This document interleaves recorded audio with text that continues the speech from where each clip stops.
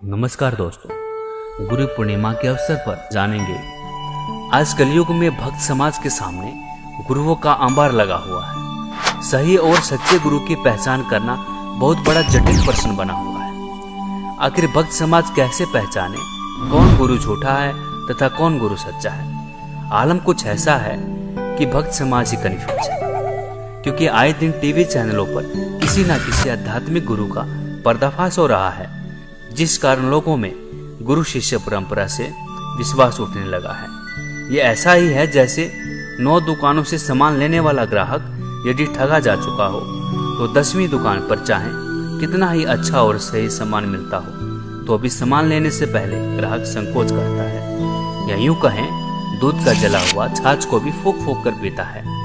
लेकिन विडंबना ये है कि हम कैसे पहचाने पूर्ण गुरु तथा पूर्ण संत कौन है। दोस्तों, इसका बहुत ही छोटा और सरल सा उत्तर है कि जो गुरु पवित्र शास्त्रों के अनुसार भक्ति करता और करवाता है वही पूर्ण गुरु है।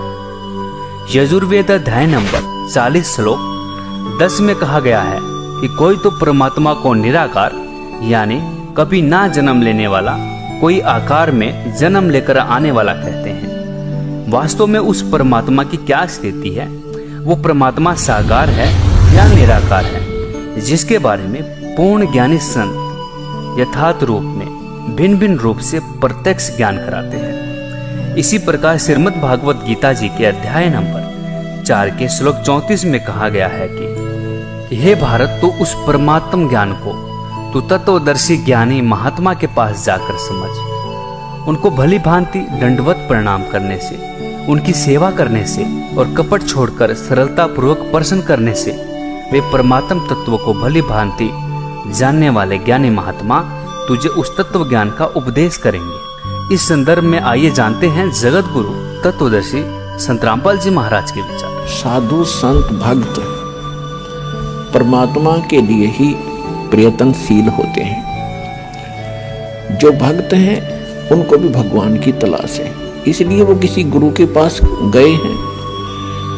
और गुरु जो पद पे प्राप्त बैठा है वो भी तो भगवान के लिए ही घर से निकला है, उसने प्रयत्न प्रारंभ किए हैं तो परमात्मा के लिए किए हैं। आज ठीक है वो गुरु पद पर बैठ गया और बहुत से शिष्य भी हो गए हैं, तो उसने पुनः विचार करना पड़ेगा, क्योंकि उसको परमात्मा की आवश्यकता है। यदि उसका मार्ग गलत है तो आज भी ठीक किया जा सकता है उसको, और यदि आज भी ठीक नहीं करेगा अभी अपने अभिमानवश, तो वो दूना दोषी होगा। वो इस कैटेगरी का होगा कि जानबूझ साची तजय करे झूठ तेने, और ताकि संगत है प्रभु सौपन में भी ना दे। वो कृतघ्नी व्यक्ति होगा, चाहे बेशक गुरु बना बैठा है, जिसको ये पता लग गया तेरा ज्ञान गलत, तेरा नाम गलत, तेरी साधना गलत, और वो फिर भी हार मानने को स्वीकार तैयार नहीं है, यानी फिर भी ये नहीं कहता अपने शिष्यों को कि अभी मेरा मार्ग गलत है, तो वो कृतघ्नी प्राणी बताया है। उसके विषय में कहा है कि जानबूझ साची तजय और करे झूठ तेने, और ताकि संगत है प्रभु सौपन में भी नहीं थे। इसे नालायक आदमी की तो सौपने में भी भेंट नहीं होनी चाहिए इसके साथ। और जो उनके फंसे बैठे हैं भोली श्रद्धालु, अब उन्होंने स्वयं सोचना पड़ेगा।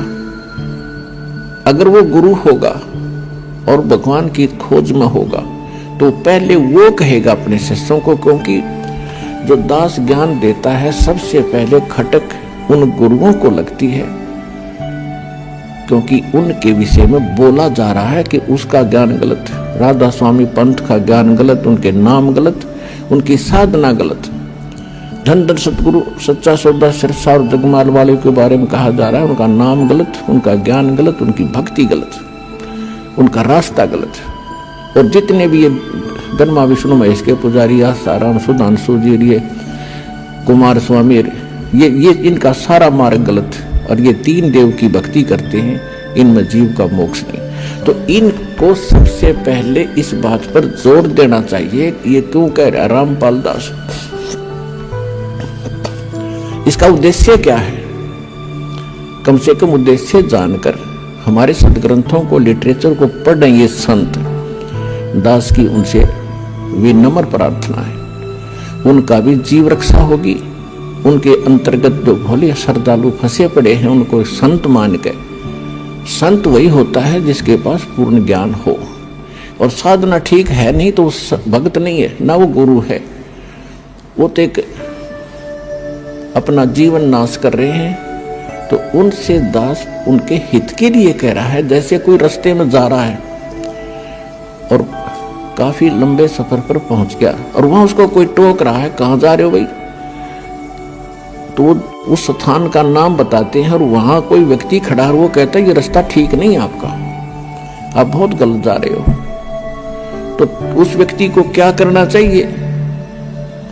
1, 2, 4 और से सलाह लेनी चाहिए भी सचमुच मैं जा रहा हूं, ये मार्ग ठीक है कि नहीं। और उसके साथ झगड़ने लग जा कि तू क्यों बोल रहा है मेरे मार्ग को गलत, तूने कैसे बता दिया गलत। तो ये बुद्धिमान का काम नहीं, ये तो महान नीच व्यक्ति करता है ऐसा व्यवहार। कोई कहता है भी तेरा रास्ता ठीक नहीं तो उसने धन्यवाद करना चाहिए उसका और सोचना चाहिए भी बता कैसे गलत जा रहा हूं, मेरा विश्वास दृढ़ कर कि मैं गलत जा रहा हूं। तो और नहीं तो मैप हमारे पास है, उस नक्शे को, उस मानचित्र को सामने धर ले और भाई तू यहां खड़ा है, ये शहर है और आप जा रहे हो दिल्ली और आप हिसार से चल के आगे सिरसा, ये सिरसा यहां पर है और दिल्ली इधर है, तेरा मार्ग इसलिए गलत है। तो फिर उसने पुनर्विचार करना चाहिए। तो हमारे जो सदग्रंथ हैं ये हमारा मानचित्र है, ये हमारा गाइड है। जो संत हमारे सदग्रंथों के विरुद्ध बताते हैं और विरुद्ध जा रहे हैं और अपने भक्तों को ले जा रहे हैं, उनके लिए दास प्रार्थना कर रहा कि आप शास्त्र विधि ताकर मनमाना आचरण करे और करवा के अपना जीवन नाश कर रहे हो और आपके आश्रित इन भोले श्रद्धालुओं के जीवन को नाश करके उनका भार अपने सिर पर धरकर पाप के भागी बन रहे हो। दास उनको इतना सतर्क करना चाहता है कि कुछ संभलो और विचार करो। ये मैप तुम्हें नहीं देखने आते हैं तो दास ने कति क्लियर कर रखा है। इन सदग्रंथों को दास ने कति निष्कर्ष निकाल कर सत्संग कर रखे। इनको संत भी सुने, उनके चेले भी सुने, अगर उनका समझ में आओ तो ग्रहण करें, ना कोई जोर जबरदस्ती नहीं। वैसे ही किसी के साथ झगड़ा कर लेते हैं, तुमने ऐसे गलत क्यों कह दिया, पहले देखो गलत क्यों कहा। तो ये तो एक सभ्यता, एक नेक व्यक्ति के लक्षण। और एक बेमतलब उसको सच्चा रास्ता दिखावे, उसके भले में कहे, उसके साथ वो झगड़ा करता है तो कहते हैं कहे भली माने बुरी। और यही परीक्षा नीच आदमी की यही परीक्षा होती है कि उसके भले की कहेंगे तो उसको हानि करता है। कबीर साहब कहते हैं कि साच कहूं तो जग नहीं माने और झूठा जग पतियासी। अगर साच कहूं तो जग नहीं मानता, इन झूठों की बात पर विश्वास किए बैठे हैं। कहते 9 मन सूत उड़ जिया, ये ऋषि रहे झकमार और सतगुरु यानी तत्वदर्शी संत ईसा सुलझा दे, उड़ जन दूजी बार। अब ईसा सुलझा दिया है, इस कलयुग में नहीं उड़ सकता भी। अब ये थोड़े से दिन में ये ट्या करने वाले हैं ना विरोधी, सिर पटक कर बैठ जाएंगे, जनता इन्हें बोलने नहीं देगा। बच्चा भी बस चुप हो जाओ, तेरे दिन सुन ली तुम्हारी ये बकवाद।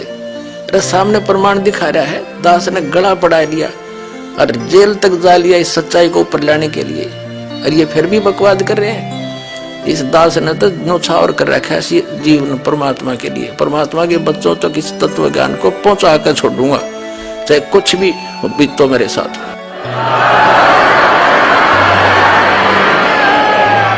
तो पुण्यात्मा परमात्मा कहते हैं कि जो सत साधना नहीं करते, मनमाना आचरण करते, हमारे सदग्रंथ बताते हैं, उनको कोई लाभ नहीं होता।